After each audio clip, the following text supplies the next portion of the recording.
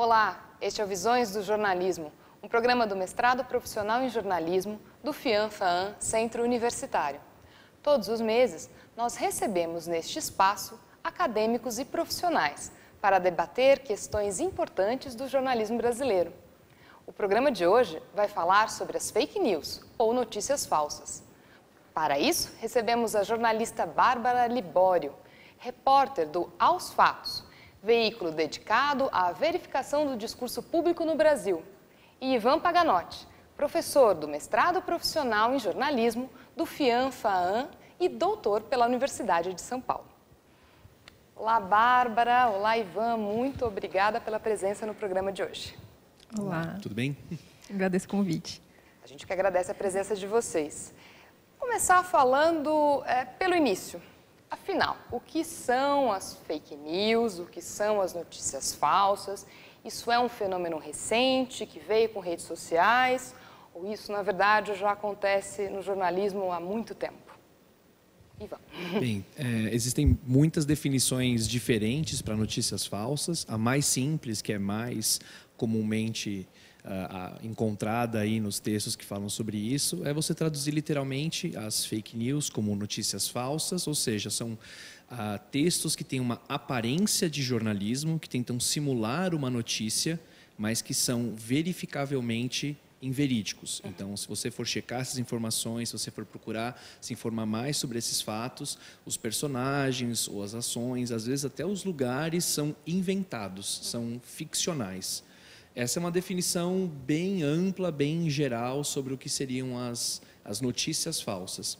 Existem outras definições um pouco mais específicas que tentam focar na intenção para a criação dessas notícias falsas, que seriam notícias criadas para enganar politicamente as pessoas, então tentar manipular o público para destruir a reputação de um indivíduo ou de um partido político, ou tentar promover uma ideia, uma causa, mesmo que, se for necessário, romper com a verdade ou inventar informações falsas ou argumentos que não são plausíveis, não são verificados na realidade. Essa é uma definição um pouco mais específica do que seriam essas notícias falsas.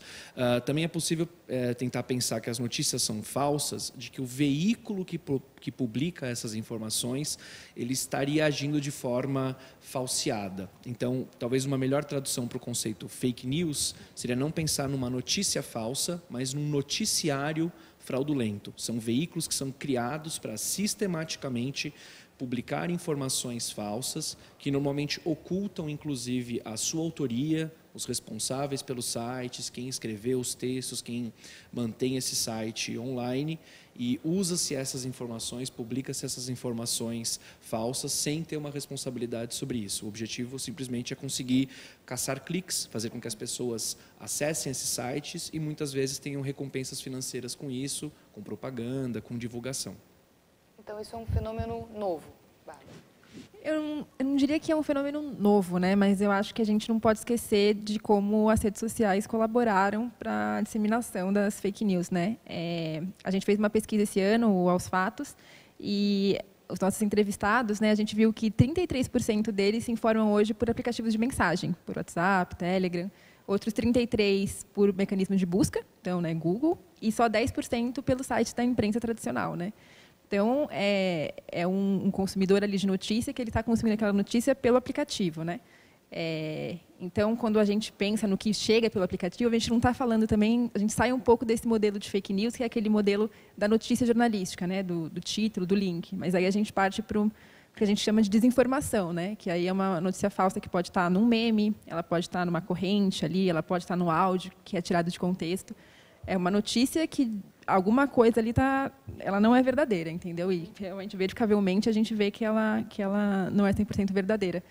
E aí a gente começa a ver algumas outras coisas, né? Então, a gente viu, por exemplo, no comportamento dos nossos entrevistados, que 43% deles, eles realmente desconfiam do que chega por esses aplicativos.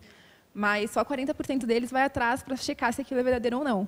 E se aquela mensagem, se aquela notícia chegou de alguém que ele conhece, um familiar, um amigo, 30% já tende a acreditar. Né? Então, a gente começa a falar da credibilidade não só da fonte da notícia, né? Da fonte ali do veículo, mas da credibilidade de quem compartilhou, né? Isso com a gente. Então, é claro que a gente tem toda uma indústria de fake news ali, de notícias, de veículos, né, de sites, mas a gente também hoje tem esse fenômeno da notícia que ela não é naquele formato jornalístico, né, mas que ela pode ser disseminada como uma imagem, um meme, um áudio, de várias outras maneiras. Isso não é um processo inocente, né? Há pessoas por trás de todo esse mecanismo com ideais, com objetivos bastante claros e, então, tende a funcionar muito bem porque é uma estrutura mesmo financiada, é nesse sentido. A gente costuma ver, assim, a gente costuma falar, né, que as fake news, elas realmente, elas têm uma intenção, né? A notícia falsa tem uma intenção, pode ser uma intenção política, pode ser uma intenção econômica, mas ela tem ali uma intenção por trás. E hoje a gente vê realmente toda uma máquina, né, uma estrutura aí para disseminá-las aí de várias maneiras.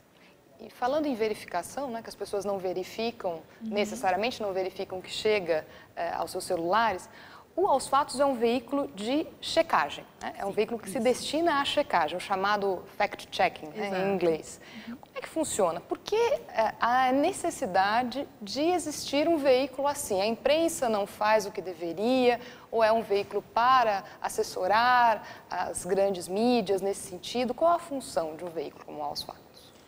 A gente, enfim, vive num mundo muito polarizado, né? O Aos Fatos nasceu em 2015, ali no meio do processo do impeachment, né? Onde a gente já tinha uma polarização muito forte, né? Logo depois vieram as eleições de 2016, agora a gente vai ter aí um ano eleitoral também bastante polarizado, num ambiente aí que propicia muito a disseminação de fake news, né? Onde a gente vê as pessoas buscando informações, muitas vezes como munição de discussão ali, né? Também para mostrar que o ponto de vista dela está certo, etc. E o Aos Fatos nasce com a missão aí de mostrar o que é verdade, né? Hoje em dia, o que a gente faz, assim, principalmente, o nosso foco é verificar discurso público, então é ver o que as autoridades públicas estão falando, se elas estão falando a verdade. E aí, num ano eleitoral, por exemplo, como esse, a gente acha que essa é uma missão muito importante, né? Porque, como a gente estava falando, que a fake news ela nem sempre está num formato jornalístico, uma notícia falsa ela pode estar aí num discurso de um político, por exemplo, né? Então, a gente nasce aí com essa missão e a gente também faz a checagem ali de correntes, de memes, de imagens, esse tipo de coisa. É um processo que ele tem um método, né, assim, um método que é reconhecido aí, a gente faz parte da rede internacional de checadores e você quer que eu fale um pouquinho sobre como é o método? Pode falar, por favor. Primeiro a gente, enfim, pinça ali uma declaração de uma autoridade, né, uma declaração ali que seja relevante, e principalmente que ela possa ser checada, né, porque a gente não pode checar uma opinião, a gente não pode checar um plano futuro, a gente tem que checar ali um fato. E aí a gente vai atrás da fonte original dessa informação, então, da onde foi que você tirou essa informação? A gente pergunta isso para a pessoa e a gente vai atrás de outras fontes que possam aí refutar ou que possam realmente confirmar essa informação. Então, tanto fontes originais, assim, fontes oficiais, como a gente fala de políticas públicas, tem muito a ver com fontes oficiais, mas outras fontes também. A gente contextualiza essa informação, porque às vezes uma informação ela pode ser verdadeira, falsa, ela pode aí mudar a nuance dependendo do contexto, e a gente classifica ela em uma série de selos. Então, ela pode ser verdadeira, ela pode ser falsa, ela pode ser imprecisa, ela pode ser insustentável, e aí a gente entrega esse pacote todo para o leitor, não porque a gente é o dono da verdade, porque a gente quer dizer o que é verdade ou não. A gente passa a informação para que ele possa tomar a decisão dele, para que ele possa entender se aquilo é verdadeiro ou não. E isso foi uma lacuna que vocês identificaram no trabalho cotidiano da imprensa? Quer dizer, a gente não estava fazendo isso como deveria fazer? Daí essa necessidade de checagem? Então, a gente fala aí da crise do jornalismo já há alguns anos, né? Então, redações menores, menos recursos, menos estruturas. Então, poucas pessoas ali tendo que fazer muita coisa, né? Aí a gente começa a falar um pouco do jornalismo declaratório, que é, então, fulano disse isso e aquilo vira notícia, muitas vezes com pouco tempo, com pouca estrutura para fazer aquela checagem. Mas acho que a principal lacuna mesmo é na notícia falsa intencional. Então, é realmente na indústria que a gente começou a ver ali realmente tomando forma, um fenômeno que realmente tomou corpo, e que a gente não sabia como responder a ele, né? Então, acho que essa foi a lacuna ali que os veículos, as agências de checagem hoje tentam ali responder, né? Fazer com que as pessoas tenham ali ferramentas para fazer sua própria checagem, né? Para decidir o que é verdadeiro ou falso. E falando em dotar a população, né, de meios, caminhos de fazer a própria checagem, o Ivan tem participação num projeto do Facebook nesse sentido. Queria que você falasse um pouquinho dessa iniciativa, como é que ela funciona e qual é a maneira escolhida para ajudar as pessoas, né, nesse processo. É uma iniciativa que o Facebook tem apoiado desde o final do ano passado. É uma iniciativa entre pesquisadores de várias universidades. Então, além do meu trabalho, também tem 2 colegas, o Leonardo Sakamoto, da PUC de São Paulo, e o Rodrigo Ratier, da Casper Libero. Nós 3 nos juntamos para tentar pensar um curso de ensino à distância para tentar apresentar para o público geral os princípios mais básicos de educação e preparação para lidar com a mídia. Então, a gente chama de Media Literacy ou de letramento midiático, que é um nome horrível, mas que a gente acaba adotando nas pesquisas nessa área. A ideia desse curso é tentar apresentar para o público, em particular do Facebook, onde vai ser o pesado da nossa divulgação, mas também de outras redes sociais que têm acesso a essas informações nas suas conversas cotidianas, na sua vida geral, mas para que essas pessoas saibam como funciona essa máquina de criação de notícias falsas que a Bárbara tinha mencionado anteriormente, quais são os interesses por trás desse aparato todo, para que as pessoas não consumam e repassem simplesmente essas informações de forma inocente e tentar incentivar um pouco do espírito crítico, para que as pessoas saibam toda a informação, seja de um meio de comunicação tradicional, de um meio alternativo, de um site como esse que não tem a menor responsabilidade com as notícias, como aquela notícia foi processada, o que a pessoa pode identificar de traços para mostrar que aquela informação tem um pouco mais de credibilidade, como checar essa informação em outras fontes, alguns sinais de exageros na linguagem, falta de equilíbrio, de ponderação, falta de contraditório, falta de perspectivas que sejam de outras posições diferentes daquelas que são apresentadas no texto ou no veículo como um total. São alguns desses sinais de que talvez a informação que é apresentada nesse meio de comunicação ela não tenha muita qualidade ou, pelo contrário, são elementos de destaque de uma boa prática jornalística em meios de comunicação que sejam tradicionais ou alternativos, que estão preocupados com a correta informação do seu leitor. Então, a ideia desse curso a partir de alguns módulos online, as pessoas vão ter acesso a vídeos, a textos base que explicam alguns dos conceitos, galeria de imagens, testes, quiz. Então, as pessoas podem navegar por esse curso e tentar aprender um pouco desses princípios e conseguir ver como esses princípios são aplicáveis diretamente na sua vida.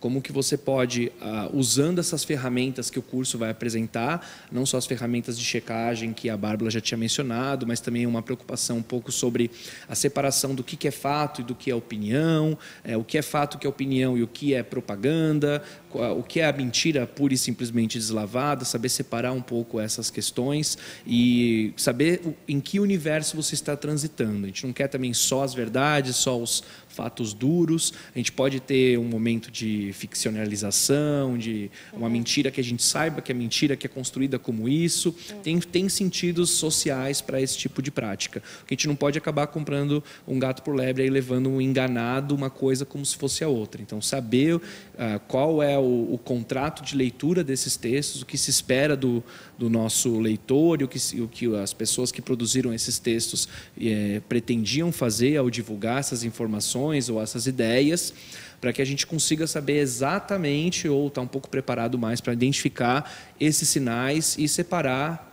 os bons veículos de informação dos veículos que não merecem a nossa confiança, não merecem que a gente perca o nosso tempo navegando por esses sites. Eles foram criados para prender a nossa atenção, para fisgar a nossa atenção com essas manchetes meio mirabolantes e fantasiosas. A gente não pode continuar incentivando esse comportamento, clicando, compartilhando, passando para frente essas informações. E é uma forma também de o próprio Facebook, de as redes sociais assumirem a responsabilidade nesse processo, né? Que afinal, como a Bárbara estava dizendo no começo, as redes sociais me parece que impulsionaram, né? Deram uma outra dimensão a esse processo que já vinha antes. É um pouco nesse sentido, então, o trabalho apoiado pelo Facebook, né? Sim, não só o Facebook, Google, Twitter, plataformas de ferramentas de pesquisa, sites de relacionamento social, outras plataformas de trocas de mensagens, eles já perceberam que esse é um elemento bastante problemático e eles tentaram já há alguns meses a tomar algumas iniciativas para tentar diminuir os incentivos financeiros para essas práticas, diminuindo os anúncios, estudos, tentar conscientizar os seus usuários sobre a importância dessas informações. O nosso curso se insere nesse tipo de prática.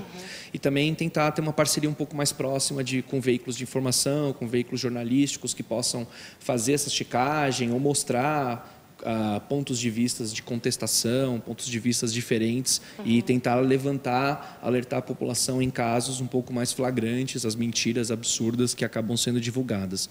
Então, se insere um pouco dentro desse movimento. Não é o único movimento, acho que até uma preocupação de autorresponsabilidade dos comunicadores, na forma mais ampla possível, que vai desde dos gestores dessas grandes plataformas até os jornalistas, pequenos, médios, grandes, os professores, as pessoas que têm páginas nesses sites e que replicam conteúdo, mesmo você não sendo um jornalista de formação, um publicitário, um relações públicas, quem produz conteúdo e passa para frente, de certa forma está agindo como um comunicador e precisa se responsabilizar pelas informações que ajuda a transmitir. Estava dizendo essa responsabilidade dividida, e aqui, como o nosso programa é produzido dentro de um programa de mestrado profissional, a gente tem sempre essa preocupação em dialogar, fazer dialogar academia e mercado. Na opinião de vocês, como a academia, a graduação e a pesquisa em jornalismo pode atuar também nesse processo de combate à fake news? Estaria faltando ao jornalismo também contar mais o modo como as notícias são feitas, são processadas, de modo que as pessoas também pudessem aprender, ao ler uma boa reportagem jornalística, o que é o jornalismo? Quer dizer, os nossos alunos poderiam investir nesse processo, ou a pesquisa poderia investir nisso, ou, na verdade, se trata de um processo muito mais profundo do que apenas mostrar as ferramentas? Quando a gente tem uma preocupação muito grande quando a gente fala sobre imprensa, que é assim, a gente fala que a gente tem que estimular o ceticismo das pessoas, né? Então, que elas duvidem, mas que elas não se tornem cínicas, elas não podem deixar de acreditar. E eu acho que quando a gente fala de jornalismo, a gente precisa falar sobre transparência. Então, eu acredito que sim, quanto mais transparente a gente for sobre como aquela matéria foi feita, sobre como a gente chegou até aquela informação, sobre como a gente escolheu as nossas fontes, acho que mais credível aquela matéria é, né? Então, inclusive, quando a gente fala aí de alguns manuais para checagem, a gente fala muito sobre a credibilidade do jornalista, então, da matéria estar assinada, dele citar as fontes, dele dar, de repente, eu citei essa pesquisa, esse é o link da pesquisa, para que a pessoa possa ter acesso àquela pesquisa. Então, isso eu acho que é uma coisa que o jornalista, sim, né, pode levar, de fato, ali desde a graduação. E já que a gente quer tanto, assim, a gente fala muito de educar as pessoas sobre fake news, acho que agora é a hora das universidades também começarem a tratar isso na graduação, né? Eu, por exemplo, na minha graduação, eu não ouvi falar sobre fake news. Claro, não faz tanto tempo, em 2014, mas ainda não tinha esse boom todo. Mas eu acho que agora realmente é a hora, né, de a gente falar sobre fake news, a gente falar sobre jornalismo de dados, para a gente falar sobre ter acesso à informação, sobre como usar uma lei de acesso à informação, sobre como tratar esses dados para fazer uma checagem legal. Então, acho que os jornalistas também têm que ser educados para realmente ajudar aí nesse combate às fake news, com certeza. E aí a academia e as universidades têm um papel muito importante. Quando a gente tem um jornalismo preocupado com o seu público e preocupado com a informação, uma parte importante é você dar essa transparência para as escolhas, os métodos de reportagem que foram adotados para você chegar até esse resultado. Então, como você coletou essa história, porque você escolheu certas informações e não outras, porque você escolheu entrevistar alguns especialistas e não outros, pode parecer para nós jornalistas quase que uma parte automática do nosso trabalho e nem sempre pode ter muito sentido apresentar essas informações, mas isso ajuda a treinar o olhar do público a identificar esse elemento como um diferencial, como um mecanismo assim de reconhecimento de um trabalho sério que pode ser reconstruído. Acho que se alguma coisa que pode aproximar o jornalismo do trabalho científico é ter essa abertura sobre os seus métodos. Então, olha, a gente apresentou essa história, eu coletei essas informações. Quer checar? Faça como um cientista, faça como um checador, siga os meus passos e tente replicar a minha reportagem. Se alguém quiser, pode tentar procurar uma história parecida e encontrar informações muito próximas dessa que eu identifiquei. É por isso, inclusive, que é importante nós termos muitas fontes de informação diferentes. A gente falou muito sobre essa ameaça de tem muitas fontes, a gente não conhece todas as fontes, isso é uma ameaça, às vezes, não saber quem é sério e quem não é sério. Mas a gente tem que lembrar também do lado positivo de nós termos muitos pontos de vista diferentes, muitos meios diferentes, porque eles podem fazer esse trabalho de replicação, de verificação.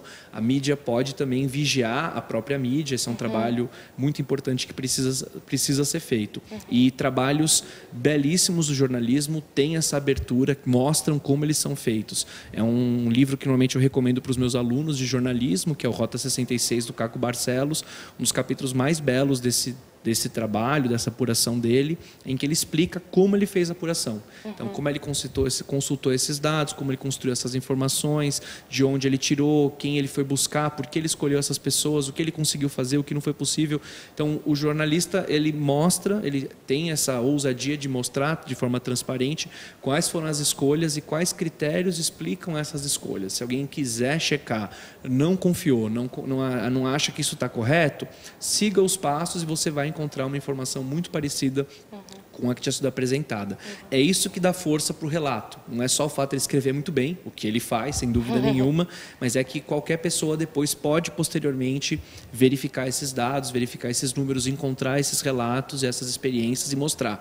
Realmente, o que ele contou é sério, esse relato faz sentido. Os meios de comunicação que têm vergonha de mostrar os seus métodos, às vezes, infelizmente, têm essa vergonha porque talvez não possam mostrar, não foi feito um trabalho tão sério. Se alguém quiser replicar, talvez não encontre as mesmas informações.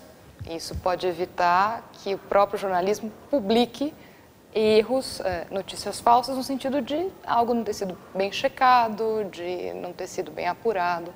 E também a gente, às vezes, entrar nesse processo de modo involuntário, né? Assim, não fez um bom trabalho e aí você está divulgando notícia falsa porque você não checou como deveria. E antes de terminar, queria te perguntar sobre o curso, quando ele vai ficar disponível, a partir de quando as pessoas vão ter acesso a esse material. O lançamento do curso é em junho desse ano, então nos próximos meses a gente vai fazer uma divulgação pesada sobre isso em várias redes sociais. A ideia desse curso ele está disponível a partir de junho já todo online. Nós vamos fazer uma divulgação nos 2 meses posteriores, entre junho, julho, agosto, lançando aos poucos alguns dos módulos, alguns desses conteúdos. Mas ele já fica disponível para as pessoas acessarem. Quem quiser fazer com uma maratona de série e já mergulhar de uma vez só, já pode escolher aí um final de semana e reservar em junho para fazer esse mergulho. E o Aos Fatos terá bastante trabalho aí com as eleições agora de 2018, né? Muita checagem para fazer. Sim, agora em junho a gente também está lançando o nosso projeto junto com o Facebook, que é o Projeto Fátima, que é um robô ali no Messenger, que é a nossa robô checadora. Então, se ali o cidadão tiver alguma dúvida, de repente ele viu uma notícia que ele acha que pode ser falsa, ele pode ali tirar as dúvidas dele com a robô para que ela aí possa dar as dicas para que ele consiga fazer a checagem dele, que ele consiga aí chegar a uma decisão sobre se aquela notícia ali é falsa, se não é, se ele pode acreditar ou não naquilo. E a gente está trabalhando muito esse ano realmente com essa questão de tecnologia, né? Porque a gente fala muito da tecnologia usada para o mal, né? Do bot, do robô ali que vai ser usado para disseminar notícias falsas, e a gente está ali tentando trazer a tecnologia para o lado do bem. Então, pensando em maneiras aí legais aí de fazer a tecnologia uma amiga para combater as fake news. Então, a gente tem bastante trabalho esse ano, sim.